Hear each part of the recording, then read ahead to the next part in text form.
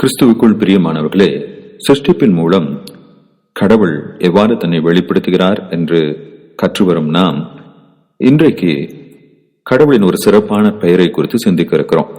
எபிரேய மொழியிலே Jehovah Acer என்று அழைப்பார்கள். எபினேசர் என்றும் கூட அதற்கு ஒரு பெயர் இருக்கு. அதன் பொருள் நமக்கு உதவும் கர்த்தர். God is our help.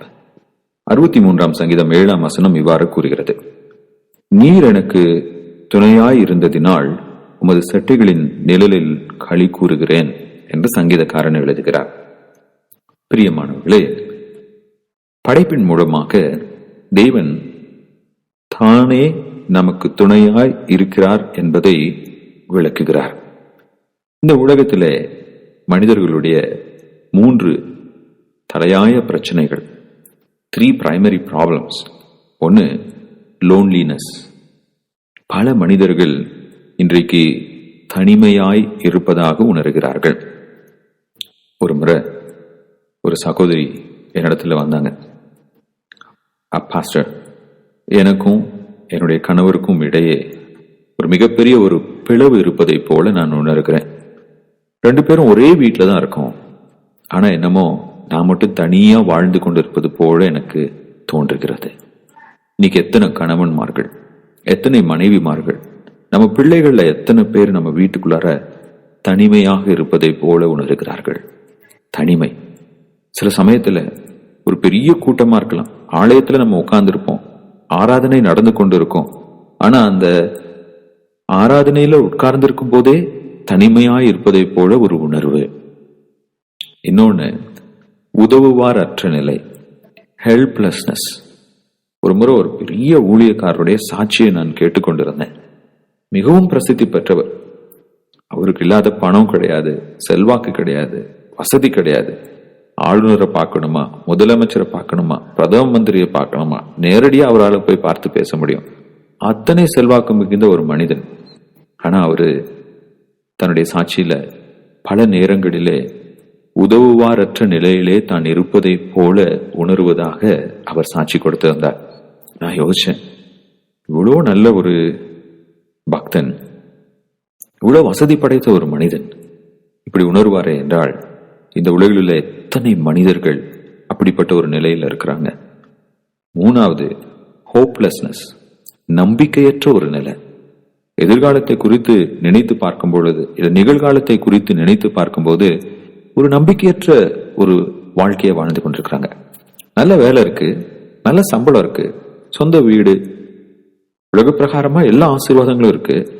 இருந்தாலும் அவங்களுடைய பேச்சில நம்பிக்கை இல்லை, அவங்களுடைய எதிர்காலத்தை குறித்து நினைக்கும் போது ஒரு நம்பிக்கை இல்லை. நம்பிக்கையற்றவர்களாக நிறைய பேர் வாழ்ந்து கொண்டிருக்கிறாங்க. இதுக்கெல்லாம் மூல காரணம் என்ன தெரியுங்களா? We don't know who our God is. நம்முடைய கர்த்தர் யார் என்று நாம் அறிந்து கொள்ளவில்லை. நம்முடைய கர்த்தர் யெகோவா ஏசர். அதனுடைய பொருள் அவர் நமக்கு துணையானவர், அவர் நமக்கு உதவி செய்கிறவர், அவர் நம்மோடு இருக்கிறவர். நம்முடைய பிரச்சனைகளை தனிமையா நாம் சந்திக்க வேண்டும் என்ற அவசியம் இல்லை. நம்முடைய பிரச்சனைகளின் மத்தியிலே தனிமையாய் நாம் போட வேண்டும் என்ற அவசியம் இல்லை. சில இடங்களுக்கு நம்ம போகும் பொழுது யாரையாவது நம்ம கூட கூட்டிட்டு போவோம். அப்படி கூட்டிட்டு போறது எதுக்குங்க? ஒரு துணை. அவர்கள் நம்மோடு கூட இருப்பது நமக்கு ஒரு தைரியத்தை கொடுக்குது. அந்த சூழ்நிலையை சந்திக்கிறதற்கான ஒரு மன திடத்தை நமக்கு கொடுக்குது. அந்த சவாலை மேற்கொள்வதற்கான உதவியாக அது இருக்குது.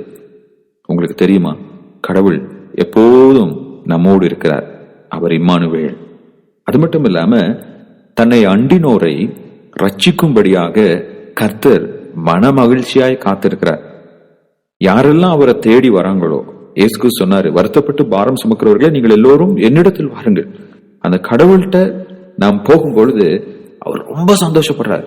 ஏன் ரொம்ப சந்தோஷப்படுறாருன்னா, என்னுடைய மகன், என்னுடைய மகள் என்னிடத்துல உதவி வேணும்னு சொல்லி வந்திருக்கானே, அதுதான் அவருக்கு சந்தோஷங்க. அந்த சந்தோஷத்தினாலே நாம் எதற்காக அவரிடத்துல உதவி என்று போகிறோமோ அந்த காரியத்தை நமக்கு அவர் செய்து கொடுக்கிற தேவனாக இருக்கிறார். ஆகையினால்தான் வேதத்துல வாசிக்கிறோம், கர்த்தர் எனக்காக எல்லாவற்றையும் செய்து முடிப்பார். அது மட்டும் இல்லாம இந்த கடவுள் தன்னிடத்திலே வந்த ஒருவரையும் தள்ளி விடுவதில்லை. சிலர் என்னிடத்தில் வந்த யாரையும் நான் புறம்பே தள்ளுவதில்லை. கடவுளை நம்பி பற்றி கொண்டு ஏமாந்து போனவர்கள் என்று ஒருவரும் இல்லை. இந்த உலகத்திலே மனிதர்களுக்கு பின்னாடி ஓடலாம், யாரும் நமக்கு உதவி செய்யாம இருக்கலாம். ஆனா கடவுள் நமக்கு எப்போதும் உதவி செய்கிறவராக இருக்கிறார். இப்ப இந்த சிருஷ்டிப்பு எதை காண்பிக்கிறதுங்க? கர்த்தர் நமக்கு துணையானவர்.